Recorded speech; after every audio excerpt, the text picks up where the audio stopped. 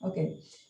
Buenos días, tengan todos ustedes. Mi nombre es Ani Kudisevich y soy la directora ejecutiva del Museo Sefardí de Caracas, Morris E. Curiel. En nombre de su consejo directivo, quiero darles la más cordial bienvenida a esta charla denominada Un museo en un monumento, pasado y presente del Museo Sefardí de Toledo, la cual estará a cargo de Carmen Álvarez Nogales, quien es la directora de este prestigioso museo. Antes de comenzar, quiero señalar que esta charla se inscribe dentro del conjunto de actividades que se están llevando a cabo a nivel mundial en ocasión de la conmemoración del Día Internacional de los Museos. Este día se celebra todos los 18 de mayo, cuando fue creado por el Consejo Internacional de los Museos en el año 1977. Y este año tiene la particularidad que está dedicado al poder de los museos. Indiscutiblemente, el poder e influencia y el poder que tienen los museos para influenciar, incidir y transformar a las personas es indudable, ya que los museos constituyen espacios que se dedican a la educación, la investigación, la creación y difusión de conocimiento por una parte, y por la otra a la preservación y conservación de bienes, tanto materiales como inmateriales. Por lo tanto, los museos son instituciones que están al servicio de la sociedad y de su desarrollo. Con esta breve introducción a manera de contexto de cómo estamos concibiendo esta actividad, quiero darle la palabra al doctor Abraham Levi Ben-Shimol, que es el presidente del Museo Sefardí de Caracas, Morris E. Curiel. Él va a hacer referencia al por qué escogimos a este museo hermano para llevar a cabo esta actividad, y cuando él culmine con sus breves palabras, daremos inicio a la presentación haciendo referencia a la trayectoria profesional de Carmen Álvarez Nogales. Doctor Levi, el micrófono es suyo. Muchas gracias, Ani. En primer lugar, quería decir que desde hace mucho tiempo conozco las actividades que hace el Museo Sefardí de Toledo, el cual he visitado en varias ocasiones. Para nosotros, como Museo Sefardí de Caracas, Morris y Curiel, desde el momento que se estableció la celebración del Día Internacional de los Museos, ha sido motivo para que realicemos actividades como ya ha sido mencionado. Pero en esta ocasión, para nosotros constituye un motivo de gran orgullo y de gran privilegio el poder contar con la directora del Museo Sefardí de Toledo, la señora Carmen Álvarez Nogales, cuyas actividades hemos seguido a través de las redes desde el mismo momento en que se encargó de la dirección de este prestigioso museo, que como bien sabemos es el referente en el mundo para todas aquellas actividades museísticas de tipo judío en general y sefardí en particular. Creo que las acciones que lleva a cabo bajo su dirección este Museo de Toledo constituyen un eje realmente central de toda la actividad museística de este tipo, de museos temáticos, como son ambos casos, y repito que constituye para mí un verdadero placer y, repito, un gran honor poder presentarla, decir que es una profesional joven, muy bien preparada, y que acabo de enterar pues recientemente que ya, como le dije, corre por sus venas la sangre museística, porque sus antepasados, creo que sus padres y abuelos, también tuvieron actividades semejantes. Repito que espero que esta primera actividad que hemos hecho, que vamos a hacer conjuntamente, sea el inicio de una fructífera colaboración que nos permita a ambos museos enriquecernos mutuamente. Nosotros, por la experiencia y la calidad que ha acumulado en el tiempo el Museo Sefardí de Toledo, y en lo que nosotros podamos contribuir con nuestras actividades, nuestras exposiciones o algunas otras otro tipo de presentaciones que pudieran ser de interés también para el público español. Creo que la cultura sefardí marcó un hito sumamente importante en el pueblo de España, en el pueblo español, y que si bien hay un renacimiento de ella y mucho reconocimiento a través de las redes de juderías y otras actividades que se hacen continuamente en España, la Casa Sefarad y otras, creo que todavía falta mucho por dar a conocer al público en general en España, y justamente a través de las actividades como esta que hoy nos va a dar Carmen Álvarez Nogales, van a contribuir a que se esclarezca este pasado y que se siga en el futuro teniendo un reencuentro que lleve al entendimiento entre ambas culturas y que sea además una marca de paz en el mundo que buena falta nos hace a todos. De verdad, muchas gracias a Carmen por esta presentación que nos va a hacer, y realmente quedamos muy complacidos y a la vez a la orden para cualquier cosa que ella requiera de nosotros. Muchas gracias y mucho éxito en todo lo que emprenda. Gracias. Perfecto. Gracias, doctor Levy. Carmen, voy a hacer el resumen, un breve resumen de tu trayectoria profesional. Carmen Álvarez Nogales es licenciada en Periodismo y en Humanidades, egresada de la Universidad Carlos III de Madrid. Tiene un máster universitario en Herencia Cultural por la misma casa de estudios, así como otro máster de posgrado de Relaciones Culturales Internacionales, Cátedra UNESCO, Universidad de Girona.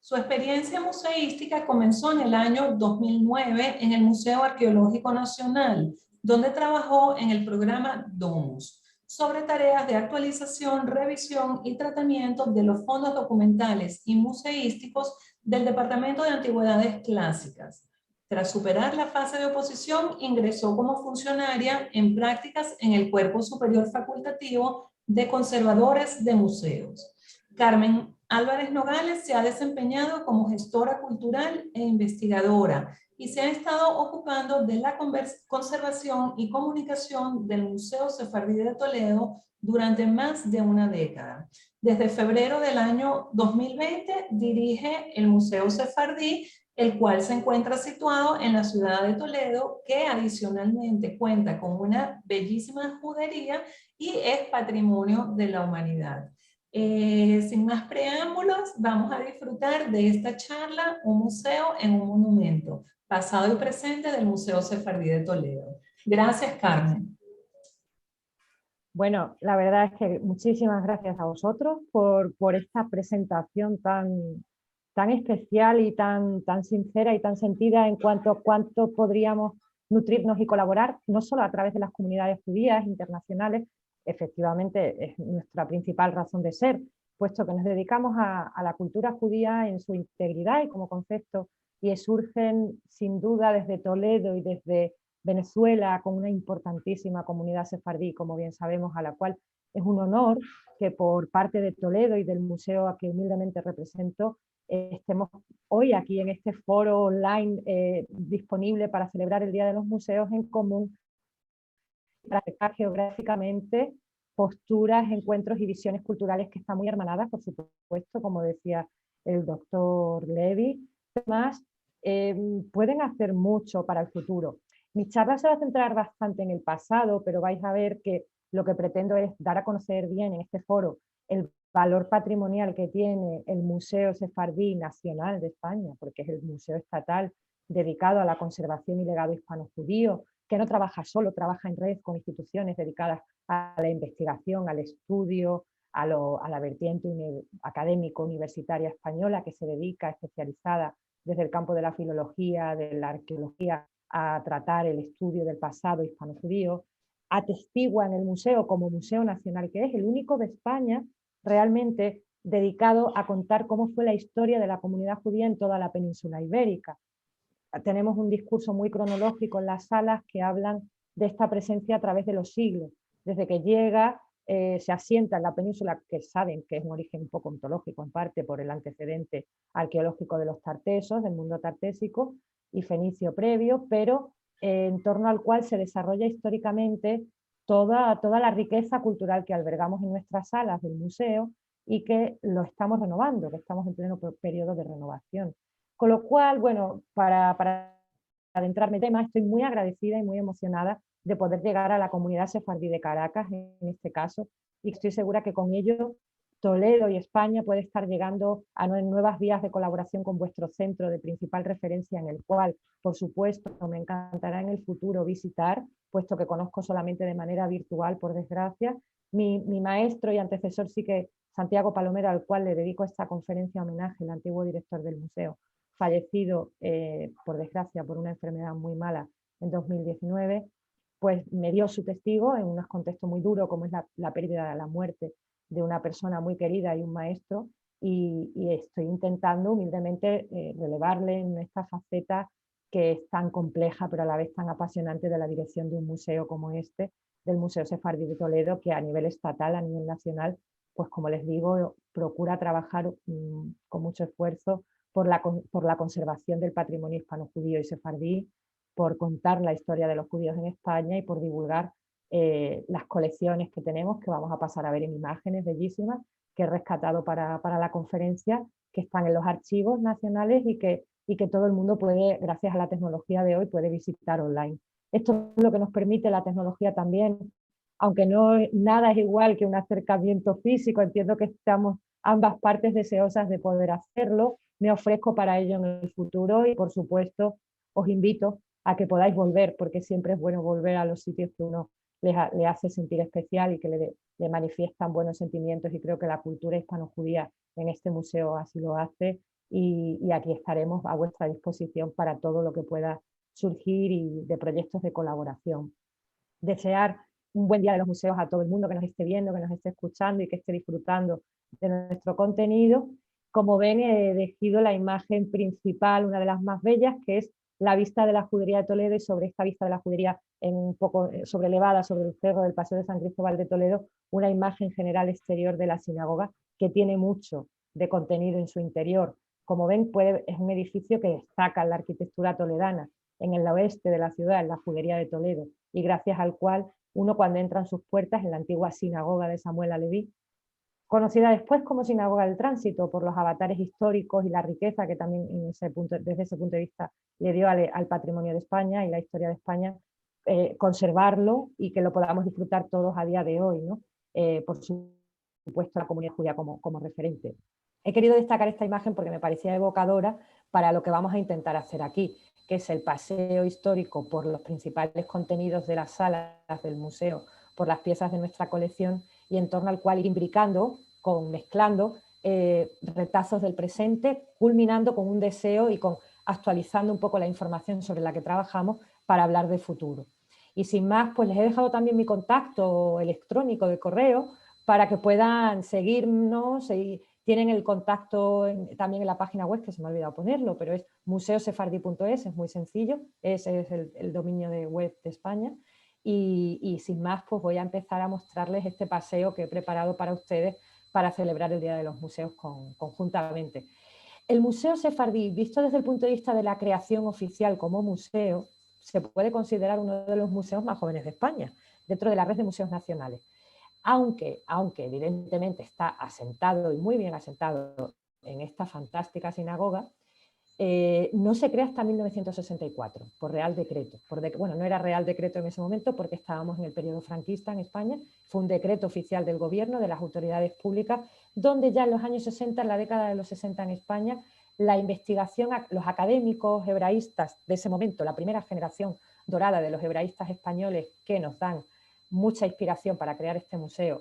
y gracias a su interés, su trabajo y su voluntad, se puede crear el museo con las autoridades pertinentes. Entonces, bajo esta visión, tenemos la primera imagen de la sinagoga. A mi izquierda, a su izquierda, el grabado o estampa de Jacobo Palomarius, de 1753, recogido en la primera publicación que recoge la primera imagen de la sinagoga, en época moderna, de Toletanum Hebraorum Templum. Es un tratado en latín que trata la descripción primera de la sinagoga original, con todo lujo de detalles, describe su interior, cómo estaba distribuida arquitectónicamente hablando, pero claro, estamos hablando del siglo XVIII,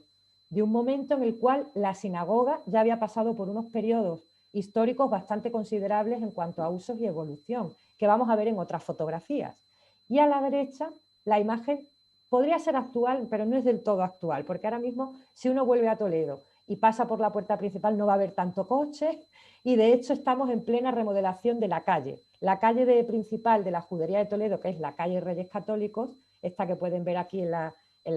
pantalla, donde está situado el grupo de personas esperando a entrar al museo, pues está en plena remodelación, en plena obra pública, porque el ayuntamiento ha decidido que por fin es hora de darle un poco de modernización a la calle, mejorar accesos, servicios, etc.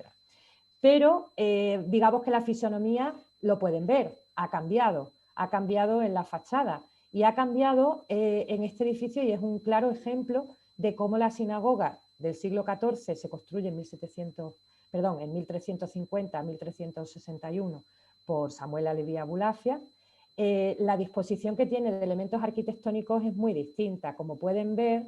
este elemento está alterado, ya no se conservan las yeserías de la fachada principal, la puerta de galería de mujeres se ha tapiado, se ha perdido, y luego con el añadido moderno posterior de la época cristiana, de cuando la sinagoga cae a manos de los reyes católicos de la corona española y que se pasa a usos posteriores de iglesia cristiana y archivo de órdenes militares cristianas, pues se añade, hay añadidos que bueno, le dan una riqueza y que gracias a la cual, polémicas aparte porque pueda recuperarse su uso como sinagoga o no, me centro más en la vertiente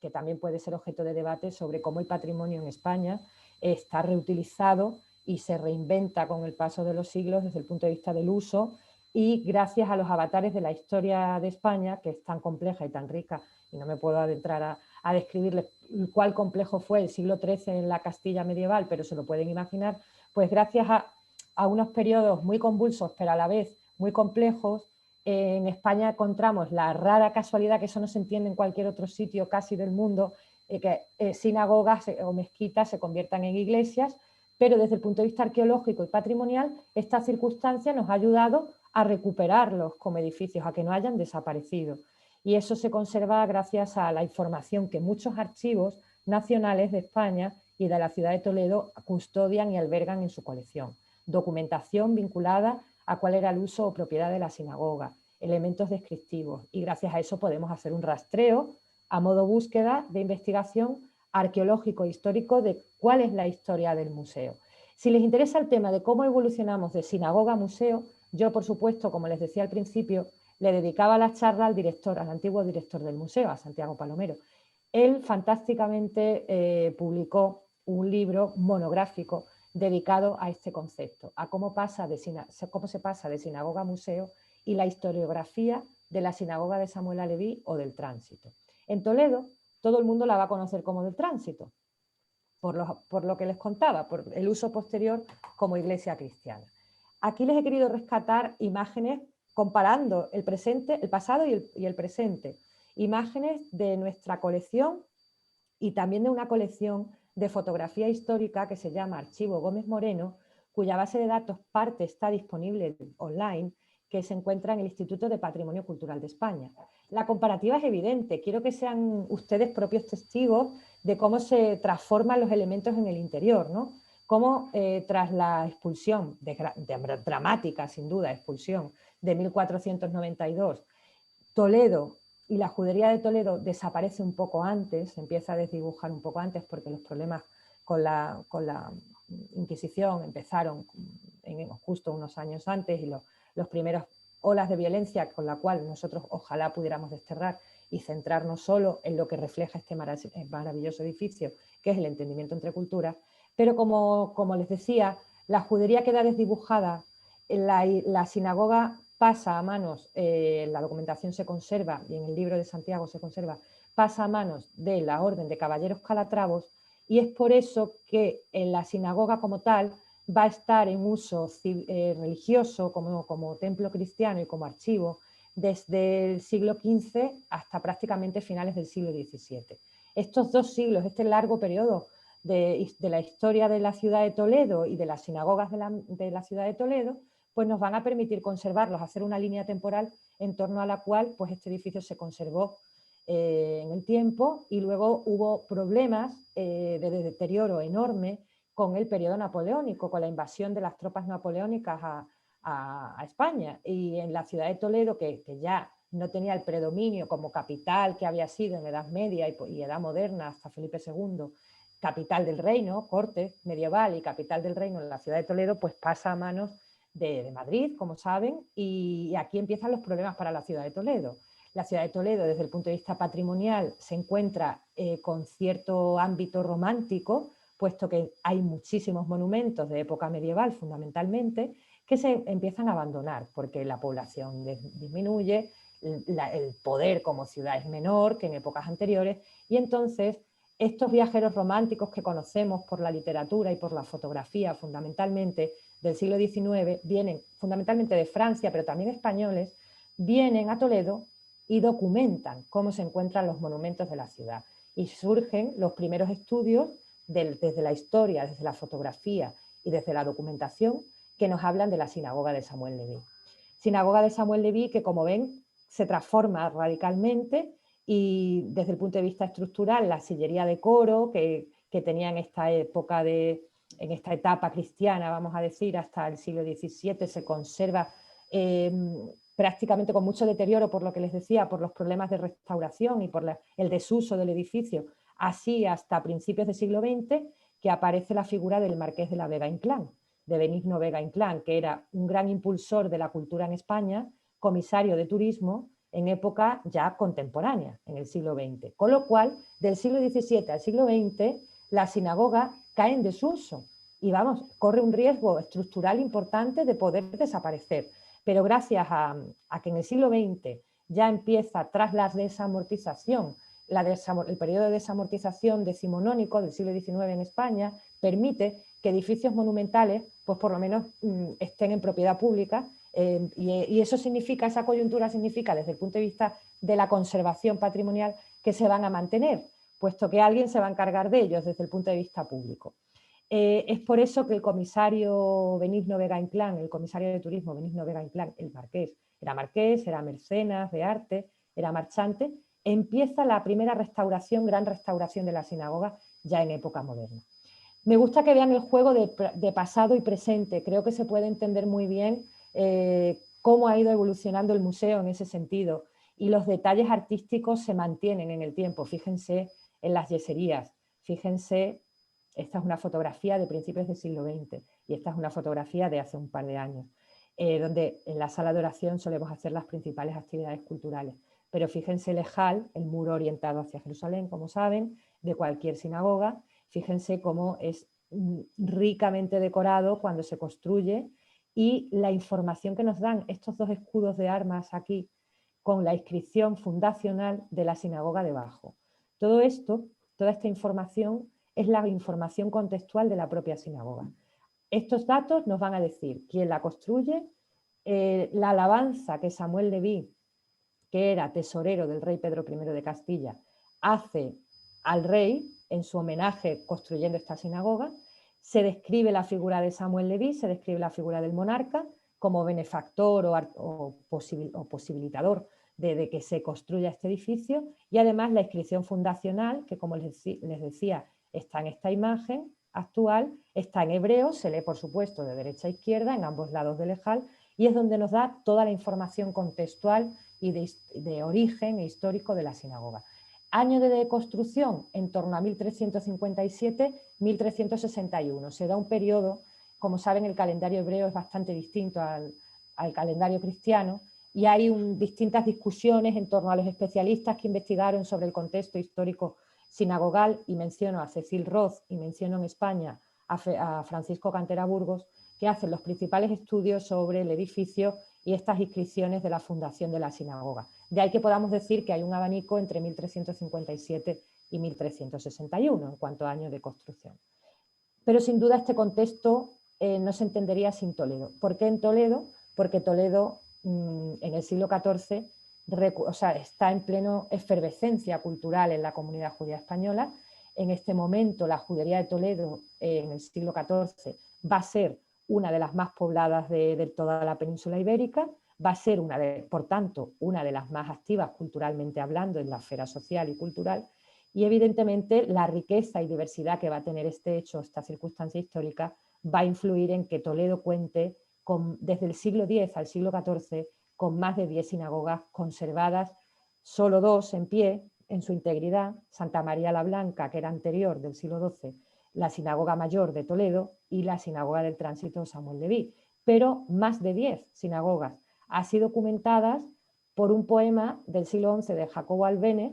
que bueno, él realmente en el poema del siglo XI se nos habla de 8 sinagogas. En torno a qué número de sinagogas también hay otro debate. Es decir, desde el poema de Jacob Albéniz en el siglo XI, que se nos menciona las sinagogas de Toledo,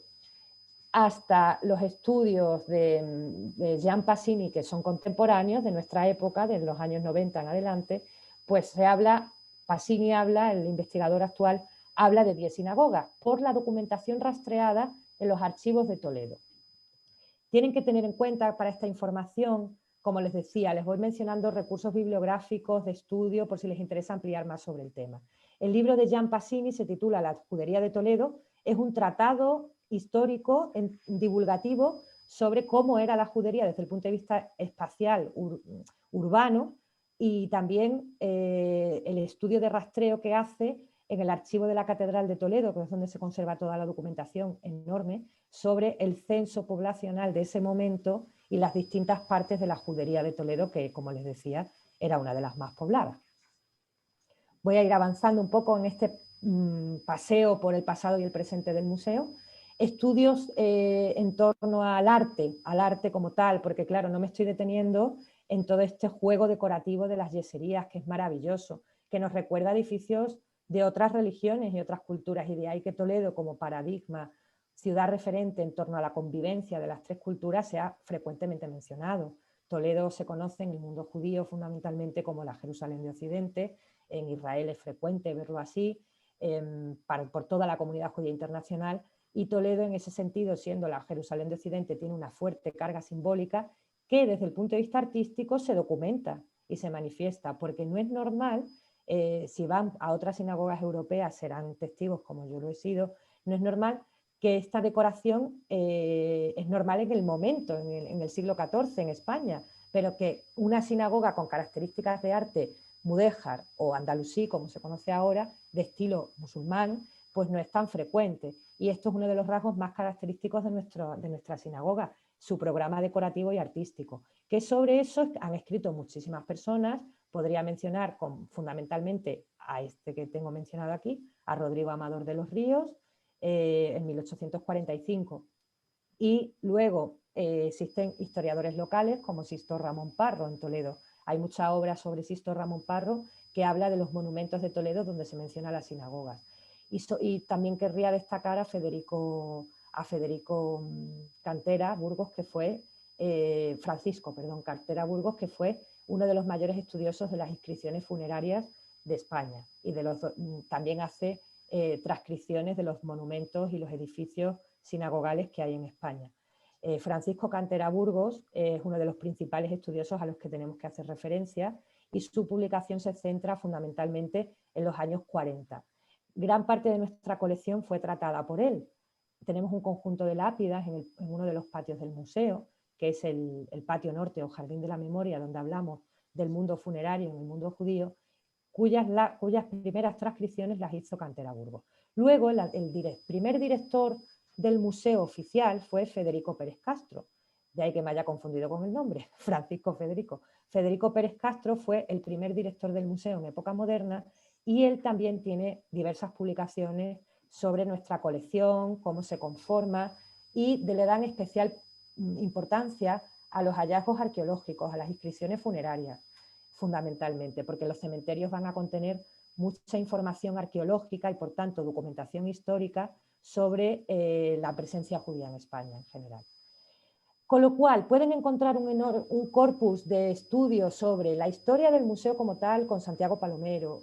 los primeros estudios artísticos del edificio con Amador de los Ríos, Pérez Castro, Sisto Ramón Parro, los viajeros románticos, escritores románticos del siglo XIX que hablan sobre Toledo, y pueden encontrar un catálogo ingente de publicaciones que estudian nuestro pasado. que era la idea que quería destacarles. Amén, además, las fotografías históricas que les estoy mencionando y que les estoy mostrando, que espero que les resulten de su interés. Fotografías que están conservadas también y algunas disponibles en las páginas web del Instituto de Patrimonio Cultural de España. La historia del museo es muy diversa, pero a partir de que el Marqués de la Vega Inclán empieza a considerar que es esta persona que está aquí, el Marqués de la Vega Inclán es el benefactor del museo contemporáneo, del Museo Sefardí actual. Gracias a esta persona, como les decía, fue el primer impulsor de la restauración de la sinagoga y declaración como monumento nacional de principios del siglo XX y las primeras visitas públicas al museo. Va a ser el antecedente inmediato, histórico, del Museo Sefardí de los años 60. Y gracias a él se restaura el edificio con enorme criterio de interés y con los criterios del momento, y gracias a él pues, se conserva y se recupera la antigua galería de mujeres de la sinagoga, que es esta primera planta que tenemos aquí. Esta es la gran sala de oración con el ejal, el programa decorativo completo, las inscripciones fundacionales de origen de la sinagoga, como les he hablado. Esta puerta accedía a la antigua sacristía de la Iglesia del Tránsito, de ahí que se conozca como Sinagoga del Tránsito. Esto es un añadido posterior, ese arco del siglo XVII, perdón, del siglo XVI, Cristóbal de Palacios, y suben arriba a la antigua Galería de Mujeres, que este sería todo el recorrido del museo. Estas lápidas que pueden ver aquí eran de los caballeros calatravos. Posteriormente, cuando ya se empieza a formar la idea de un museo dedicado a la cultura judía, evidentemente, pues se retiran las lápidas, se retira el coro y se transforma en lo que hoy conocemos como Museo Sefardí. Y el Marqués de la Vega Inclán le tenemos que hacer ese homenaje porque va a ser el verdadero artífice de que esto pueda producirse, que además tenía muy buenas relaciones en el reinado de Alfonso XIII. De ahí que las primeras visitas y la primera importancia nacional y conciencia nacional en España de que este edificio es un monumento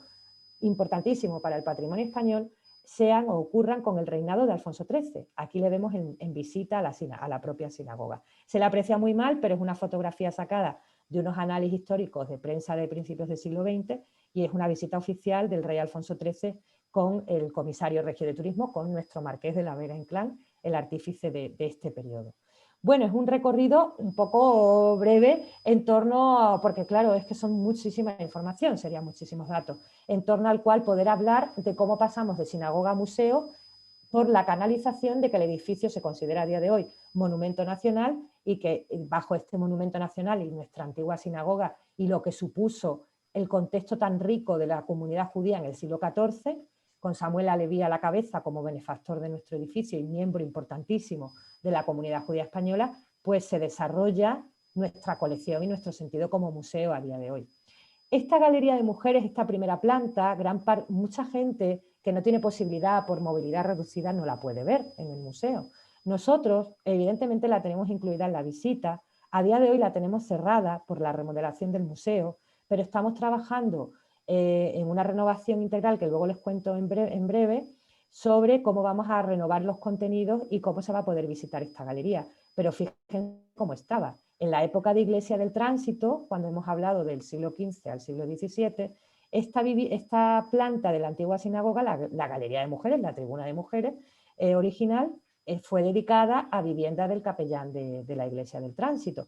Estos avatares históricos tan surrealistas que pasaron en España, se quemó el edificio, hubo un incendio, un pequeño fuego aquí que afectó a esta zona, a esta sala, pero gracias a la labor de restauración que les he comentado antes que se empieza a hacer, pues se recuperan y se limpian las antiguas yeserías que son maravillosas. Esta es una fotografía en blanco y negro, pero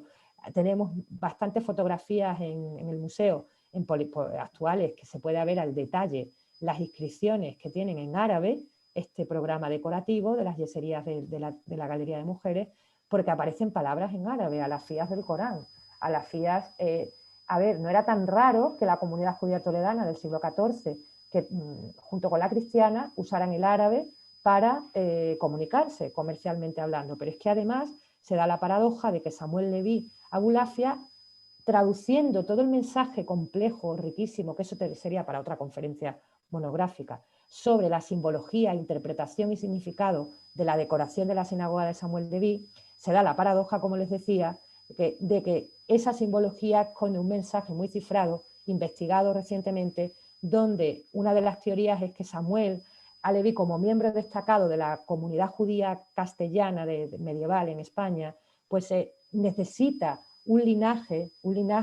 que atestigue y que refuerce que era un judío de corte, un judío influyente, hijo de Meir Aleví Abulafia, que había sido también embajador y miembro de la corte y regidor y oidor de la audiencia, y Meir Aleví Abulafia junto con su hijo Samuel y todo su linaje de los Leví Abulafia va a ser tan fundamental y tan simbólico para la historia de Toledo y para la historia de la comunidad judía de Toledo, que es por eso que según los principales investigadores, el uso del árabe en ciertas inscripciones de la sinagoga lo que va a dar mención o contexto es que en la comunidad judía de Toledo lo que está pretendiendo es, estos judíos poderosos, judíos de corte, es demostrar que vienen de un linaje oriental prácticamente bíblico. Pero el lenguaje árabe, estas alafías que se encuentran, alafías del Corán, valores alusivos a la paz, a la prosperidad, que es lo que dicen las transcripciones: paz, prosperidad, magnanimidad. Son tres de las palabras que se repiten frecuentemente en las decoraciones de la sinagoga, que por supuesto las principales están en hebreo, son pasajes de los Salmos, del Éxodo y el Levítico, y las alafías en árabe que encontramos con pequeños textos son como para reforzar ese mensaje de poder, de que estamos en un edificio especial, simbólico y muy complejo desde el punto de vista simbólico precisamente, ¿no? Bueno, ya pasamos un poco a...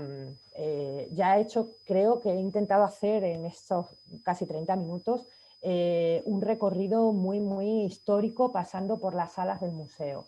Vamos a hablar del museo actual. El museo actual, esta foto es muy simbólica y muy emotiva. Gran parte de los compañeros aquí, esta primera generación que crea el Museo Moderno, el Museo Sefardí de Toledo, ya no está. Nuestro homenajeado de hoy era el antiguo director, que es este señor que está aquí, Santiago Palomero, pero podría mencionar a todos estos compañeros a los cuales conozco, a gran parte de ellos. Tuve la suerte de conocer aquí en el centro a Ana María López Álvarez, fundamental. Fue la primera directora en época ya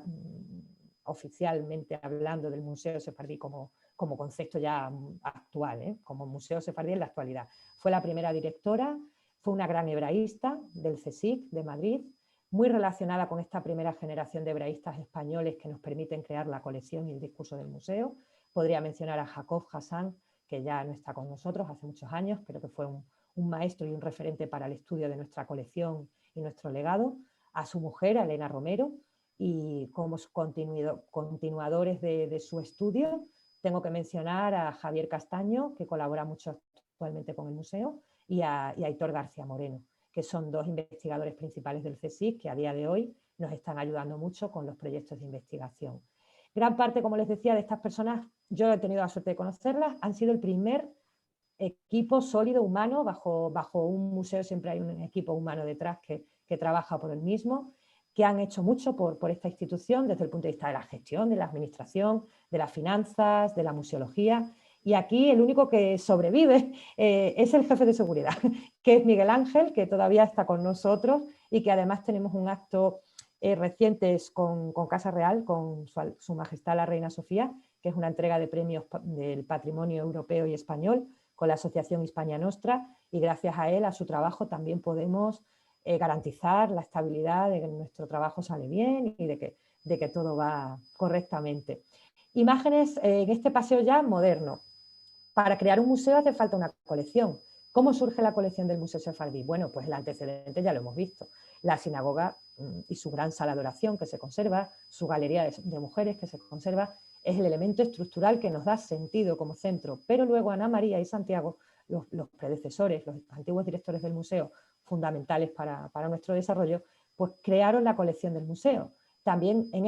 estos años, les pongo aquí las fechas para que se hagan una idea. 1985-2004, a través de distintas fases de remodelación, el museo moderno ya de la actualidad es el que conocemos. Claro, hay que adquirir piezas, y vienen piezas de dos vías fundamentalmente. Del Museo Arqueológico de Toledo, el Museo Arqueológico Regional, que es el Museo de Santa Cruz. Todos los hallazgos de la excavación de la judería de Toledo se encontraban en ese museo, que nos lo cede en depósito al Museo Sefardí de Toledo, y son parte de este conjunto de lápidas, todas de la judería toledana, fundamentales para entender el periodo histórico en el cual Toledo tiene mayor esplendor desde el punto de vista de la presencia judía, que es desde el siglo XII al siglo XIV, fundamentalmente. Además del material arqueológico que recuperamos de otras instituciones museísticas españolas, pues también formamos nuestra colección judaica, nuestra colección dedicada al ciclo vital y festivo, y aquí las podemos ver. Megilot, Hanukkiyot, grabados de Sefer Torah, grabados o estampas de Pesach, los reposteros de Pascua que también tenemos, distintas piezas que ustedes conocen seguro que hasta mejor que yo, que ilustran el ciclo vital y festivo, porque una de las partes de la exposición del museo es contar el modo de vida judío desde el punto de vista antropológico, para que todo el público, el que no es judío también, lo pueda entender. Y cómo es este ciclo vital, pues a través de las piezas judaicas, lo que llamamos judaicas, que vinculadas a cada festividad y a cada tradición, las fiestas mayores y menores, el calendario del ciclo vital y festivo de nuestra colección. Sigo avanzando para no detenerme mucho. Aspecto original de los años 70, 80 es cuando se forma esta colección, y destaco también, agradezco especialmente la labor que hizo la Asociación de Amigos del Museo, fundamental, con su presidente Juan Ignacio de Mesa, que fue alcalde de Toledo durante muchos años. Juan Ignacio de Mesa, fue, como presidente de los Amigos del Museo Sefardí, hizo una labor fundamental para crear este museo en los años 80. Se recopilan gran parte de estas piezas. ¿Y cómo se adquieren? Pues ahí les voy a dar un poco en el vínculo que tenemos entre Caracas y España, entre comunidades de Marruecos fundamentalmente y España, entre Francia y España. La comunidad sefardí, gracias, afortunadamente, está muy dispersa geográficamente, pero eso la hace todavía más rica, y es por eso que las donaciones voluntarias de familias sefardíes españolas, de origen sefardí español, voy a mencionar algunas, pero seguro que me dejo algunas en el tintero: los Socro, los Haswell, los Bensadón, los Benchaya, los Emergui, los Pinto, paro ahí, pero podría seguir, Bendam, Abulafia, estas familias que van a ser merecidamente homenajeadas en el nuevo contenido expositivo del museo en el futuro, pues son las que mediante donaciones y depósitos en el museo nos van a dar nuestra colección. Una colección, me preguntaréis a lo mejor, es un dato importante creo, ¿cuántas piezas tenemos? Tenemos en torno a 2.400, 2.500 piezas, 2.478 en los tesauros, en la base de datos, que tenemos gestionada gracias al proyecto del Ministerio de Cultura Domus, que es un sistema de control, registro, inventariado de las colecciones de los museos españoles, donde estamos plenamente integrados y nuestra colección como Museo Sefardí está plenamente integrada. Está disponible en nuestra página web. Siempre voy a hacer referencia a la web, que es súper fácil, museosefardí.es. En la parte de colección hay distintos catálogos online que pueden acceder fácilmente cualquier persona que así lo desee. Hay distintos catálogos de fotografía solo, de las principales piezas de la colección, pero es que está toda la colección inventariada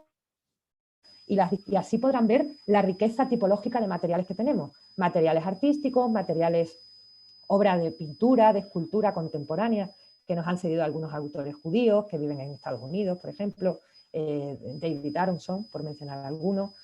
Colección judaica, como les decía, religiosa, más vinculada a la tradición religiosa y cultural. Colección arqueológica de hallazgos de Toledo y hallazgos de otras ciudades españolas,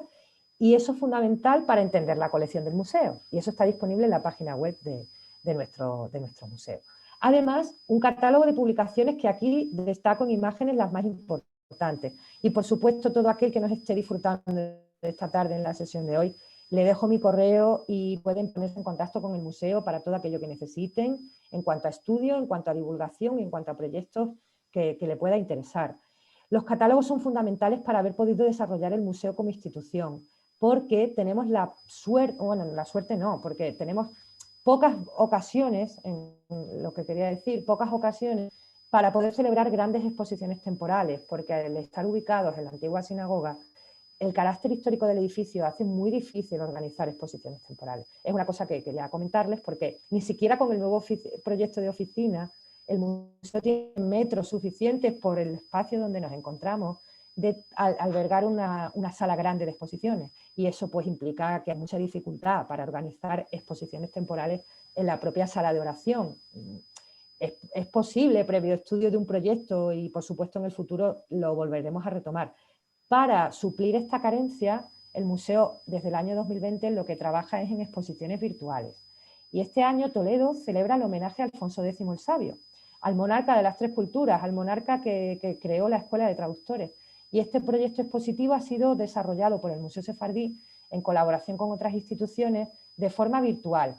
y está disponible en la web del museo, museosefardí.es, en la parte de exposiciones. En exposiciones uno va a encontrar la última exposición que hemos preparado, que es cómo era el papel de los judíos en la corte de Alfonso X el Sabio. Esa sería nuestra última exposición, que está disponible todo este año, hasta noviembre, pero es que, claro, quiero hacerle referencia a la calidad que han tenido las exposiciones anteriores, como son estas dos, La vida judía en Sefarad y Memoria de Sefarad. Y este incluso disponible en internet también, si lo buscan. Y luego publicaciones que el museo ha ido sacando como fondos propios de la Asociación de Amigos del Museo, como revistas especializadas. Este fue uno de los congresos más importantes del museo. Estudios sefardíes dedicados a la memoria de Jacob Hassan. Es una recopilación interesantísima desde el punto de vista sobre todo de la filología y la historiografía y la documentación de cómo se encuentra, es una perspectiva muy importante para entender cómo se encuentran los estudios sefardíes en España. Y el CSIC de Madrid, con el cual colaboramos mucho desde el museo, tiene muchos proyectos de investigación abiertos, por eso se lo quería destacar, para que le echen un vistazo a su departamento de estudios judíos, porque seguro que les resulta de interés, ¿no? Voy a avanzar. Este sería un plano actual de nuestra exposición permanente. Como les decía, un edificio histórico, la sinagoga como principal peso, y en torno a ella se articula la colección, la sala de oración, la galería de mujeres, que sería esta primera planta, las pequeñas salas del museo, los patios del museo y nuestro edificio de oficinas pegado al mismo, y que es posible que sea un edificio de oficinas gracias a la cesión que hizo la familia Pinto a la ciudad de Toledo. La familia Pinto, una familia sefardí muy importante para Toledo, compró este terreno y lo cedió voluntariamente al museo y a la ciudad de Toledo en los años 70. También otro homenaje que vaya por delante. Aquí está nuestra oficina futura y aquí están nuestras salas de exposición. Y todo eso se está renovando desde 2020 y confiamos en que podamos hacer una renovación acorde a final de año que viene, cuando tenemos prevista terminarla, porque es muy larga. Ya nos gustaría que fuera más rápido, pero hay que hacer cosas un poco planificadas y con muchas dificultades a veces de presupuesto, pero estamos avanzando bastante. Y bueno, la remodelación del museo va por fases y lo que quiero comentarles es que el contenido, la esencia va a ser la misma, contar la historia de la comunidad judía española y el ciclo vital y festivo y mundo judío en Sefarad, el mundo judío sefardí posterior, pero lo que vamos a hacer es ponerlo un poquito mejor desde el punto de vista del diseño, de la iluminación, de los aspectos más técnicos o museográficos. Y para cualquier duda que puedan tener a ese respecto, yo estoy a su disposición para poder comentarles más en detalle cómo es la renovación de un museo, ¿no? Pues tenemos que preparar las vitrinas, iluminarlas, pintarlas, por ponerle algún detalle. Vamos a cambiar los textos en colaboración con los investigadores. Vamos a cambiar piezas, vamos a rotar piezas de textiles que se estropean, piezas también de judaica, de papel, como los rollos de Megilot, por ejemplo. Tenemos que cambiar ciertas piezas de nuestra colección de exposición, almacenes y rotarlas por motivos de conservación. Y está llevando muchísimo trabajo del equipo técnico actual con Raquel Lozano y Guillermo de Rojas a la cabeza, que están trabajando mucho en esa renovación del museo. El pasado y el presente se funden en esta renovación porque siempre miramos hacia atrás, siempre miramos hacia el peso importante de la historia que tiene nuestro museo, de cómo se desarrolló, de cuán complejo es su historia y su valor como institución dedicada a nivel nacional a la divulgación del mundo judío en España y a la cultura sefardí en concreto. La colaboración con el Estado de Israel es fundamental en nuestro caso, por eso les quería mostrar esta vitrina. Son piezas arqueológicas de Israel Antiquities Authority y del Israel Museum de Israel, claro, ubicado en Jerusalén, y gracias a un esfuerzo de convenio bilateral de relaciones entre España e Israel podemos renovarlas y tenerlas en el museo. Esta es la sala principal primera de las pequeñas salas que nos cuenta el origen del pueblo judío, la tradición bíblica mezclada con los hallazgos arqueológicos, cómo surge el pueblo judío, en una palabra. La gran sala de oración en su aspecto actual, iluminación renovada, vamos a seguir trabajando en su conservación, en su integración, en una mejor iluminación del museo, en una mejor adecuación del edificio principal. La tienda del museo, que está disponible también online, procesos de restauración que hemos llevado a cabo gracias al Ministerio de Cultura, que somos un museo estatal dedicado al Ministerio, cómo hemos restaurado, cómo hemos excavado el museo, los patios, ahora mismo están en proceso de remodelación y estamos terminándolo en breve para poder sacar los hallazgos arqueológicos que hemos realizado. El patio norte, como les decía, que también se va a decentar y adecuar, se va a cambiar un poco el suelo, los paneles, se van a poner la información en 2 idiomas, en español y en inglés, para que sea universalmente accesible, y además el contenido revisado por los científicos pues va a estar plenamente actualizado para poder ofrecer con los QRs y los móviles que hoy todo el mundo ya prácticamente usa, más niveles de información y contenido para tratar nuestra exposición, ¿no? El aspecto actual de esta sala, que es la que vamos a renovar, y la empezamos a renovar este verano, que es de 2022, y esperamos concluir en la primavera de 2023. La antigua Galería de Mujeres, como últimos vistazos, las yeserías originales, pueden observar el paso del tiempo y cómo se produjo ese incendio, ¿no? Desde el punto de vista de la conservación perdió gran parte de su policromía original, pero es cierto que hemos hecho un estudio arqueológico del museo recientemente con planimetría nueva y con arqueólogos del CSIC que nos han ayudado a descifrar el edificio desde el punto de vista de su arqueología y de sus dataciones principales. Y bueno, ya para finalizar prácticamente, porque no sé si me he pasado de tiempo, una selección de sus piezas principales de la colección de lo que es de pequeño formato. La pileta trilingüe es uno de los mayores ejemplos de la cultura material hispano-judía en España. Procede de Tarragona, pero se encuentra en el Museo Sefardí de Toledo. Es de época tardoantigua, entre el siglo IV y siglo V. Una de las que lo investigó fue Cecil Roth,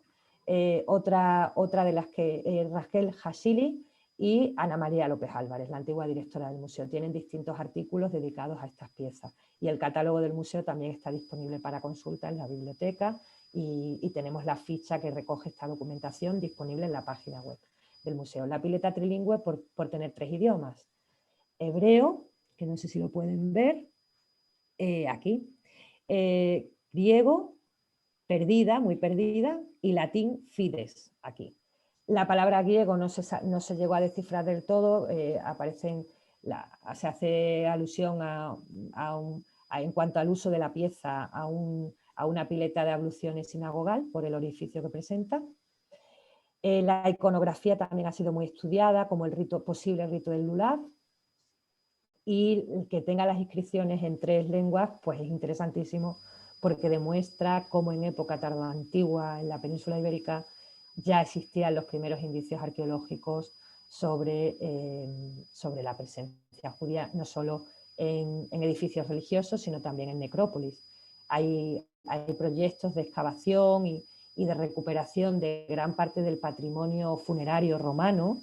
donde en ciudades romanas como Mérida, precisamente, de época tardoantigua y visigoda, se conservan las primeras inscripciones de necrópolis donde se hace alusión a primeros indicios arqueológicos sobre primeras figuras históricas vinculadas al mundo, a procedencia judía. Por la iconografía, cuando aparece siempre la menorá o candelabro de 7 brazos, evidentemente, y también por la propia inscripción. Hay datos históricos sobre quién fue ese personaje. Hay distintas inscripciones, tanto en el Museo Nacional de Arte Romano de Mérida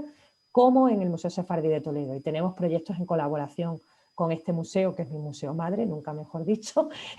de rescatar desde el punto de vista de la arqueología y del estudio de la presencia judía y de la arqueología tardoantigua, este primer indicio arqueológico sobre la presencia judía en España, fundamental. Luego, para hacer una visita de calidad y pública y adaptarnos a lo que es un museo moderno, tenemos que tener en cuenta la accesibilidad. Y desde 2010 en adelante,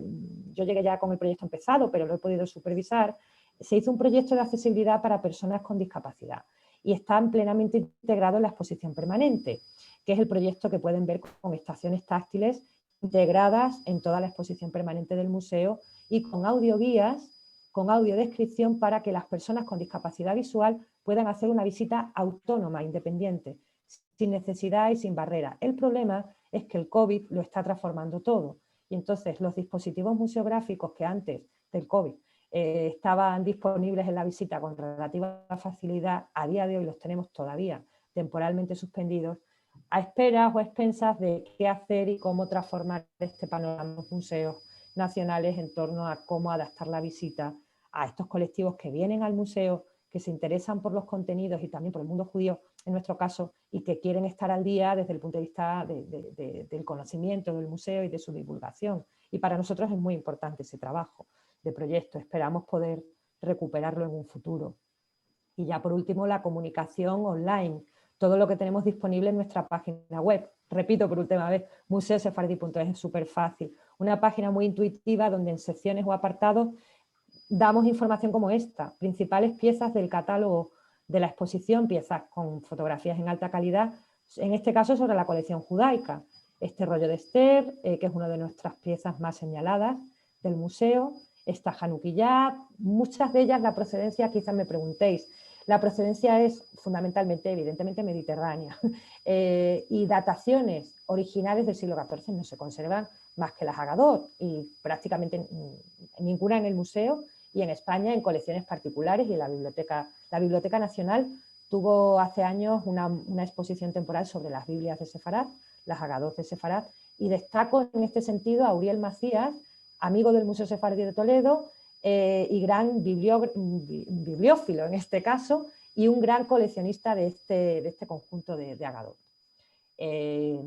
Nosotros no conservamos ninguna de ese periodo, pero sí que conservamos en nuestra colección piezas del siglo, el fondo antiguo del museo es súper interesante, y piezas del siglo XIX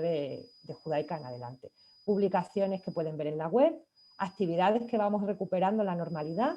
Ahora tenemos el mes de mayo,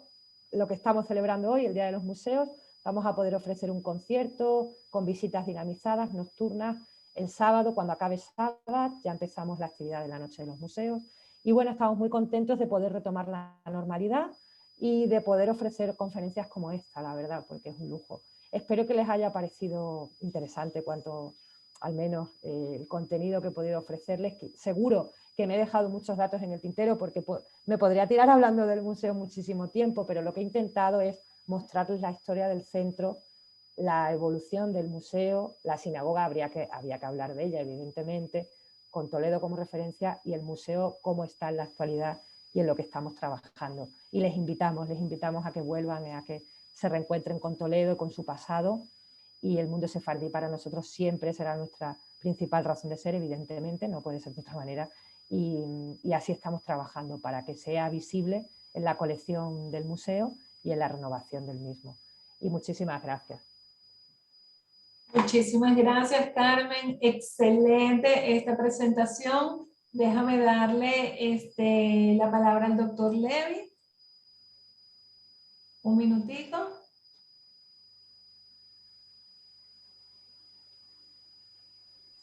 Ok. Doctor Levy, ya tiene el micrófono. Bueno, realmente no digo que estoy sorprendido porque yo esperaba algo de la calidad que nos ha presentado Carmen, pero sí realmente maravillado porque aunque, como mencioné antes, he visitado el museo en 3 ocasiones, claro, algunas de las piezas ya más o menos las recordaba, pero toda la parte histórica, toda la contribución de una serie de personalidades y cómo ha ido cambiando en el tiempo, realmente es verdaderamente importante y ha sido una especie de clase magistral en lo museístico y creo que merece todas nuestras felicitaciones, nuestro agradecimiento y, como dije antes, que esta sea el inicio, este sea el inicio de nuevas y muy fructíferas colaboraciones entre ambos museos. Muchísimas gracias y espero que todo el público que lo vea y que lo haya visto lo ha disfrutado igualmente como nosotros. Nuevamente, muchas gracias en nombre mío y del Consejo Directivo del Museo Sefardí de Caracas, Morey de Julián. Es un honor poder llegar hasta Caracas, poder llegar hacia vosotros y hacia personas que también tienen tanto, que trabajan tanto por la cultura sefardí, evidentemente, y que sois autoridades y eminencias en esta materia y estar conectados. Y para mí es un honor poder haber hecho mención y homenaje, justo homenaje, a mis predecesores, a Ana María López Álvarez y a Santiago Palomero, por supuesto, y además a esa generación de hebraístas sin la cual sin la investigación, sin el estudio, no sería posible nuestro trabajo actual, que es más de gestión quizá, pero que queremos que salga todo convenientemente, mostrando el valor que tiene el museo desde el punto de vista científico, en nuestro trabajo técnico, y siempre trabajando en colaboración con la comunidad sefardí y con instituciones como la vuestra. De verdad que no me importaría visitaros en absoluto pronto, me encantaría, de hecho, no es que no me importe, es que me encantaría, y sería para mí un honor poder acercarnos físicamente próximamente y poder establecer una colaboración y una canalización de los trabajos que hacemos y de nuestros museos, que bien lo merecen. Carmen, de verdad que ha sido un verdadero placer contar contigo en este día tan importante para los museos en general y en particular para el trabajo que hermanadamente hacemos como museos dedicados a la preservación y a la difusión de todo el legado sefardí. Las puertas de nuestro museo están abiertas y estamos seguros que seguiremos trabajando y compartiendo de manera conjunta muchos proyectos en el futuro. Muchísimas gracias, estamos a la orden y seguiremos trabajando y en contacto. Así lo deseamos. Un abrazo muy fuerte desde Toledo a todos, a todos los hermanos y amigos de Caracas. Gracias. Será hasta la próxima, Carmen.